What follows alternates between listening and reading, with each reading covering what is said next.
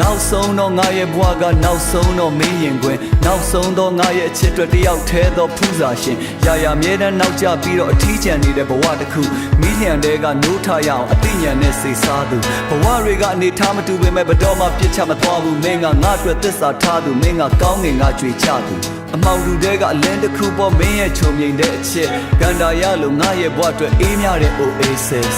မင်းသိတဲ့အတိုင်းပါပဲအကုန်လုံးတော့မပြည့်စုံဘူးပေါ့ဒါပေမဲ့နှစ်ယောက်တူတွဲစွန့်စားမဲ့အတွေ့အကြုံတစ်ခုနော်လူတွေကတွေ့ဆုံကြုံကွဲလောကရဲ့နိယာမှာတဘောနောင်လာမဲ့ယတုအဆက်ဆက်ငါရဲ့အနာမင်းရှိမှလားပြောငါဒီမှာမင်းနန္တာပေါ့ရှင်မွေနှုံးမင်းစန္ဒာရောဒါမှမဟုတ်ပုံမြင်တဲ့ကခွန်ဆမ်လောနဲ့နန်းဦးပြင်နော်ကန်ွယ်မြောက်အချစ်တွေလိုမျိုးငါတို့ရဲ့အမှတ်တရတွေပေါ့စိုးခဲစီနေစီမင်းနဲ့ငါလက်ထပ်ပြစီတော့ Hey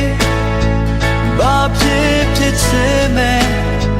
နေလေငါချောင်း